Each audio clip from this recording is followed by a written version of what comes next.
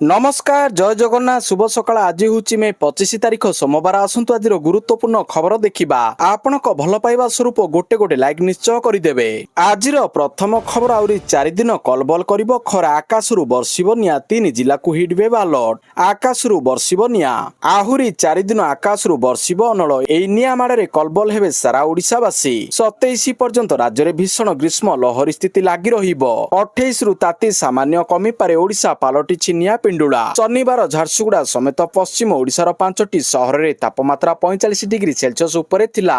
Jharsuguda 45.2 degree Celsius थिला। संबलपुर हीराकुद टिटलागढ़ और बौद्धरे मध्य पारद 45 डिग्री छुईला। उपकूल में असंभाल हो जाइछि गुळुगुळी जंत्रणा दिन 11:30 बेले भुवनेश्वर 52 डिग्री भली गरम अनुभूत होइतिला। परवर्ती खबर डराइलाणी रोग विदेश यात्रा न करने को अनुरोध विदेश में व्यापुछि भाइरस सतर्क कराइला भारत एही सबु देश को यात्रा न करने को अनुरोध। कंगो गणतांत्रिक गणराज्य डीआरसी एवं उगांडार इबोला भाइरस वर्धित मामला को दृष्टि रखी विश्व स्वास्थ्य संगठन WHO एक फेक घोषणा करिछि कंगो एवं उगांडारे परिस्थिति बहुत गंभीर होई पड़िछि। एही समय भारत मध्य एक सतर्क सूचना जारी करिछि। केंद्र स्वास्थ्य एवं परिवार कल्याण मंत्रालय रविवार 24 मई भारतीय नागरिक मानकु इबोला प्रभावित देश डेमोक्रेटिक रिपब्लिक ऑफ कंगो उगांडा एवं दक्षिण सुडान को अनावश्यक यात्रा न करिबा पई एक परामर्श जारी करिछि। एही परामर्श एपरि एक समय आसीछि जेतेबेले WHO बढ़ुतिबा इबोला भाइरस प्रकोप को अंतर्जातीय चिंतार सार्वजनिक स्वास्थ्य जरूरीकालीन फेक घोषणा करिछि। परवर्ती खबर पाकिस्तान केटा रेलवे ट्रैक रे बड़ विस्फोरण 23 मृत 47 आहत।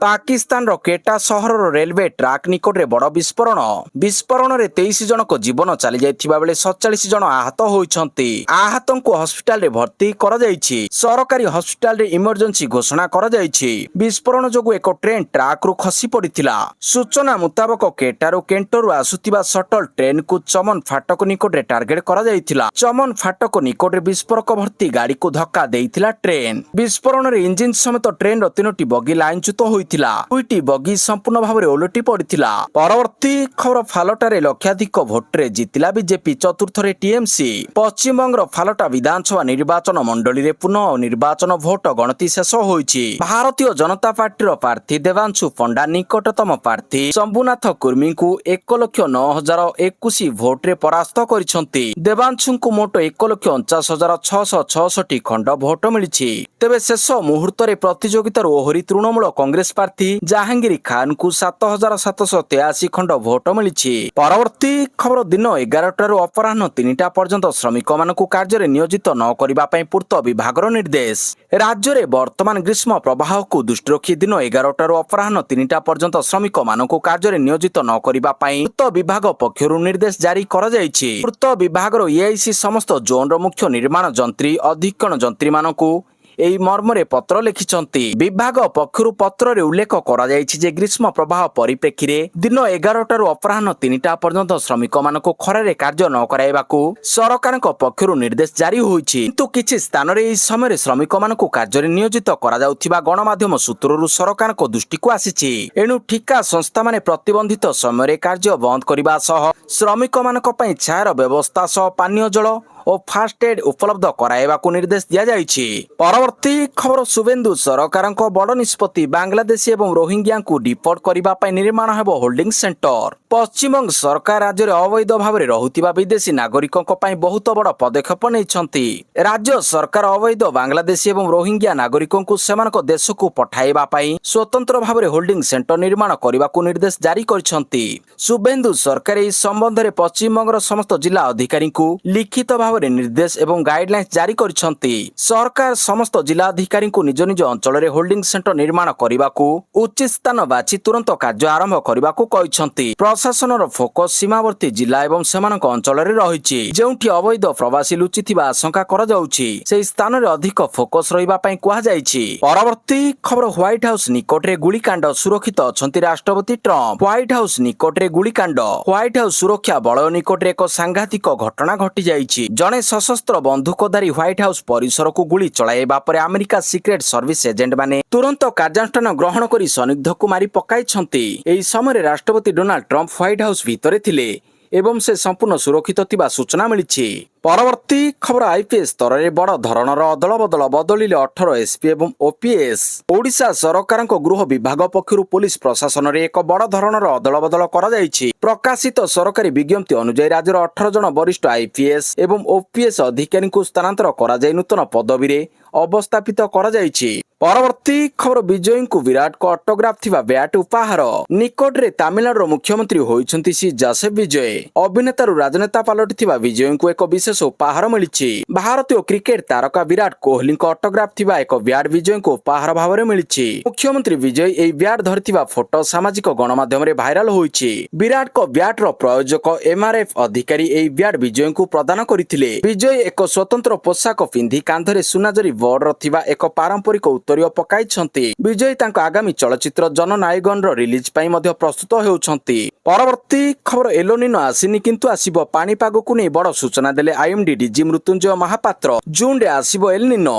ଏଲନିନୋ ବର୍ଷରେ ଓଡ଼ିଶା ଭୋଗିଥିଲା ଭୟଙ୍କର ମରୁଡ଼ି। ଏଲନିନୋ ବର୍ଷରେ ଓଡ଼ିଶା ଭୋଗିଥିଲା ଭୟଙ୍କର ମରୁଡ଼ି। ପ୍ରାୟ ସବୁ ଜିଲ୍ଲାରେ ବର୍ଷା ଅଭାବ ସହ ପଶ୍ଚିମ ଓଡ଼ିଶାର ଗ୍ରାମୀଣ ଅର୍ଥନୀତି ଭାଙ୍ଗି ପଡ଼ିଥିଲା। 2002 ମସିହା ଆଧୁନିକ ଓଡ଼ିଶା ପାଇଁ ସବୁଠାରୁ ଭୟାନକ ମରୁଡ଼ି ବର୍ଷ ଥିଲା। ଜୁଲାଇ ଏବଂ ଅଗଷ୍ଟ ଭଳି ମୁଖ୍ୟ ବର୍ଷା ମାସରେ ସପ୍ତାହ ଧରି ଆଦୌ ବର୍ଷା ହୋଇନଥିଲା। ଜୁନରୁ ସେପ୍ଟେମ୍ବର ଏଲିନିନୋ ହେବାର ସମ୍ଭାବନା ରହିଛି। ମୌସୁମୀ ବାୟୁକୁ ପ୍ରଭାବିତ କରେ ଏଲିନିନୋ। +-90% କମ୍ ବର୍ଷା ହେବ ବୋଲି ସେ କହିଛନ୍ତି। ଆଇଏମ୍ଡି ଡିଜି ଆହୁରି କହିଛନ୍ତି ଆଗାମୀ 5 ଦିନ ରାଜ୍ୟରେ ହିଟୱେଭ୍ ଲାଗି ରହିବ। ଉପକୂଳ ଓ ଦକ୍ଷିଣ ଓଡ଼ିଶାରେ ଗ୍ରୀଷ୍ମ ପ୍ରଭାବ ଜାରି ରହିବ। ପରବର୍ତ୍ତୀ ଖବର ଦେଶରେ ପ୍ରତିଷ୍ଠା ହେବ 100 ନୂଆ ଇଣ୍ଡଷ୍ଟ୍ରିଆଲ ପାର୍କ। 33,660 କୋଟି ଟଙ୍କାର ବଜେଟ୍ ମଞ୍ଜୁର କଲେ କେନ୍ଦ୍ର ସରକାର। ଦେଶରେ ଉତ୍ପାଦନ ଏବଂ ନିବେଶକୁ ବଡ଼ ଧରଣର ପ୍ରୋତ୍ସାହନ ଦେବା ପାଇଁ କେନ୍ଦ୍ର ସରକାର ଏକ ଐତିହାସିକ ପଦକ୍ଷେପ ନେଇଛନ୍ତି। କେନ୍ଦ୍ର ବାଣିଜ୍ୟ ଏବଂ ଶିଳ୍ପ ମନ୍ତ୍ରୀ ପୀୟୂଷ ଗୋୟଲ ଶନିବାର ଦିନ ଭବ୍ୟ ଭାରତ ଔଦ୍ୟୋଗିକ ବିକାଶ ଯୋଜନାର ବିସ୍ତୃତ ଗାଇଡଲାଇନ୍ ଜାରି କରିଛନ୍ତି। ଏହି ମେଗା ଯୋଜନା ଅଧୀନରେ ସାରା ଦେଶରେ 100ଟି ବିଶ୍ୱସ୍ତରୀୟ ଇଣ୍ଡଷ୍ଟ୍ରିଆଲ ପାର୍କ ପ୍ରତିଷ୍ଠା କରାଯିବ। ଏହି ସମ୍ପୂର୍ଣ୍ଣ ପ୍ରକଳ୍ପ ପାଇଁ ସରକାର 33,660 କୋଟି ଟଙ୍କାର ଆର୍ଥିକ ବଜେଟ୍ ମଞ୍ଜୁର କରିଛନ୍ତି। ଏହା ମାଧ୍ୟମରେ ରାଜ୍ୟ ସରକାର ଏବଂ ବେସରକାରୀ ସଂସ୍ଥାଗୁଡ଼ିକର ସହଭାଗିତାରେ ପ୍ଲଗ ଆଣ୍ଡ ପ୍ଲେ ଶିଳ୍ପାଞ୍ଚଳ ଭିତ୍ତିଭୂମି ପ୍ରସ୍ତୁତ କରାଯିବ। ପ୍ରାୟ 2 ମାସ ପୂର୍ବରୁ ପ୍ରଧାନମନ୍ତ୍ରୀ ନରେନ୍ଦ୍ର ମୋଦିଙ୍କ ଅଧ୍ୟକ୍ଷତାରେ ଅନୁଷ୍ଠିତ କେନ୍ଦ୍ର କ୍ୟାବିନେଟ୍ ବୈଠକରେ ଏହି ଯୋଜନାକୁ ଅନୁମୋଦନ ମିଳିଥିଲା। ଶନିବାର ବାଣିଜ୍ୟ ମନ୍ତ୍ରୀ ଏହାର ଘୋଷଣା କରିଛନ୍ତି। ପରବର୍ତ୍ତୀ ଖବର ଆନ୍ଧ୍ରର ପାଗଳ କୁକୁର ଓଡ଼ିଶାରେ ଲୋକେ ଆତଙ୍କିତ। ଆଇନଜୀବୀ କହିଲେ ଲାଗିବ ଦଫା। ଆନ୍ଧ୍ରର ବଦମାସି ଓଡ଼ିଶାରେ ଛାଡୁଛି ପାଗଳ କୁକୁର। ସାନଖେମୁଣ୍ଡି ବ୍ଲକ ମହାନଳା ଗାଁରେ ପାଗଳ କୁକୁରଙ୍କ ଆତଙ୍କ। ଲୋକେ ଭୟଭୀତ ହୋଇପଡ଼ିଛନ୍ତି। ହାତରେ ଠେଙ୍ଗା ବାଡ଼ି ଧରି ବାହାରକୁ ବାହାରୁଛନ୍ତି। ଏକୁଟିଆ କୁଆଡେ ଯିବାକୁ ଭୟ କରୁଛନ୍ତି ଲୋକେ। ଆନ୍ଧ୍ରର ଏଭଳି ଆଚରଣ କେତେଦୂର ଆଇନ ସଙ୍ଗତ ତାହା ଚିନ୍ତାର ବିଷୟ। କୌଣସି ପ୍ରଶାସନ ଅଧିକାରୀଙ୍କୁ ଯେତେ ଗୁହାରି କଲେ ମଧ୍ୟ କିଏ ଶୁଣୁନଥିବା ଅଭିଯୋଗ କରିଛନ୍ତି। ଓଡ଼ିଶାରେ ଆନ୍ଧ୍ର କୁକୁରଙ୍କ ପଦାର୍ଭାବ ଗ୍ରାମବାସୀ ଭୟଭୀତ ସହ ଅତିଷ୍ଠ ହୋଇପଡ଼ିଥିବା ଅଭିଯୋଗ କରିଛନ୍ତି। ଏଭଳି କାର୍ଯ୍ୟ ସମ୍ପୂର୍ଣ୍ଣ ବେଆଇନ ବୋଲି କହିଛନ୍ତି ଆଇନଜୀବୀ। ପରବର୍ତ୍ତୀ ଖବର ଭାରତ ବାଂଲାଦେଶ ସୀମାରେ ପ୍ରବଳ ଉତ୍ତେଜନା। ମେଖିଲିଗଞ୍ଜରେ ବାଡ଼ ନିର୍ମାଣକୁ ବିରୋଧ କଲା ବିଜେପି। ପାକିସ୍ତାନର ଅନୁପ୍ରେରଣାରେ ଭାରତ ବିରୋଧରେ ସୀମାପାର ଆତଙ୍କବାଦ ଏବଂ ଉତ୍ତେଜନା ବୃଦ୍ଧି କରିବା ପରେ ଏବେ ବାଂଲାଦେଶ ମଧ୍ୟ ସେହି ସମାନ ପଥ ଅନୁସରଣ କରି ଭାରତ ସହିତ ବିବାଦ ବଢ଼ାଇବାକୁ ଚେଷ୍ଟା କରୁଛି।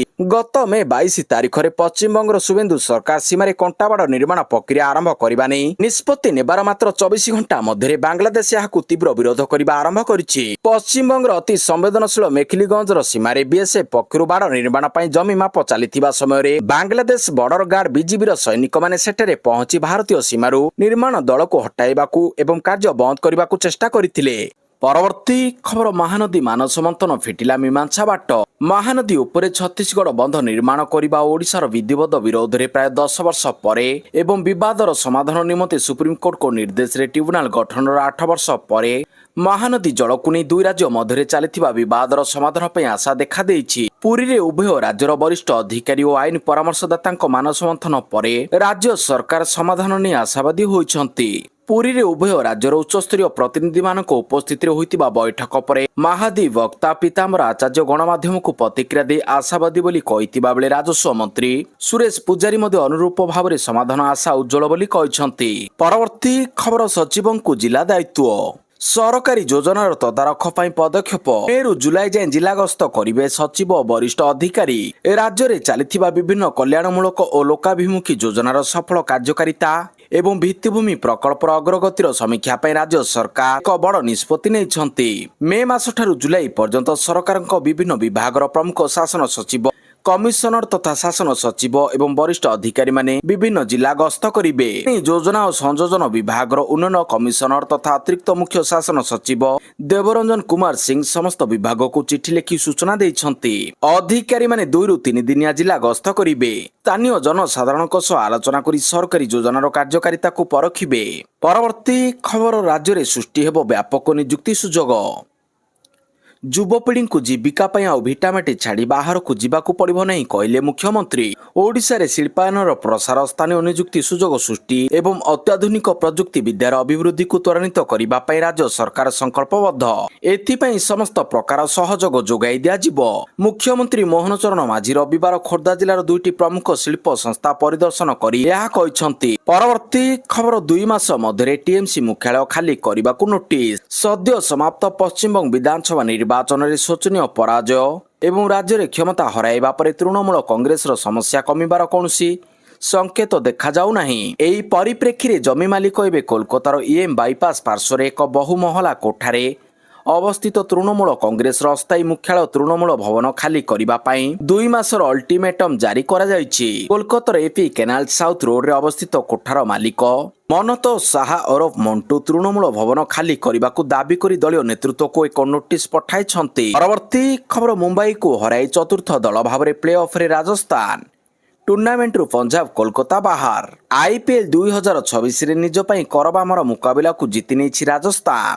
ବ୍ୟାଟରଙ୍କ ପରେ ଜୋଫ୍ରା ଆର୍ଚରଙ୍କ ଘାତକ ବୋଲିଂ ବଳରେ ରାଜସ୍ଥାନ ମୁମ୍ବାଇ ଇଣ୍ଡିଆନ୍ସକୁ 30 ରନରେ ମାତ ଦେଇଛି। ବିଜୟ ସହ ରାଜସ୍ଥାନ ଚତୁର୍ଥ ଦଳ ଭାବରେ ଚଳିତ ସଂସ୍କରଣରେ ପ୍ଲେ ଅଫରେ ପ୍ରବେଶ କରିଛି। ମୁମ୍ବାଇ ପରାଜୟ ସହ ନିଜର ଅଭିଯାନ ଶେଷ କରିଛି। ରାଜସ୍ଥାନର ପ୍ଲେ ଅଫରେ ପ୍ରବେଶ ସହ ପଞ୍ଜାବ କୋଲକାତା ବାହାରି ଯାଇଛନ୍ତି। ଆଇପିଏଲ୍ 2026ର ଶେଷ league match Kolkata Knight Riders ବନାମ ଦିଲ୍ଲୀ କ୍ୟାପିଟାଲ୍ସ ମ୍ୟାଚ୍ କେବଳ ଔପଚାରିକତା ରହିଛି। ଟସ୍ ହାରି ପ୍ରଥମେ ବ୍ୟାଟିଂ କରିଥିବା ରାଜସ୍ଥାନ ବ୍ୟାଟରଙ୍କ ସାମୂହିକ ପ୍ରଦର୍ଶନ ବଳରେ 8 ୱିକେଟ ହରାଇ 205 ରନ୍ କରିଥିଲା। ଧ୍ରୁବ ଜୋରେଲ 38 ରନ୍, ଜୋଫ୍ରା ଆର୍ଚର ଦ୍ରୁତ 32 ରନ୍ ଓ ଦାସୁନ ସାନାକା 29 ରନ୍ କରିଥିଲେ। ଜବାବରେ ମୁମ୍ବାଇ ଇଣ୍ଡିଆନ୍ସ 9 ୱିକେଟ ହରାଇ 175 ରନ୍ କରିପାରିଥିଲା। ରାଜସ୍ଥାନ 30 ରନ୍ରେ ଏହି ମ୍ୟାଚକୁ ଜିତି ନେଇଛି। ସୂର୍ଯ୍ୟକୁମାର ଯାଦବ 60 ରନ୍ କରିଥିବା ବେଳେ will Jacks 33 run O Hardik Pandya 34 run କରିଥିଲେ।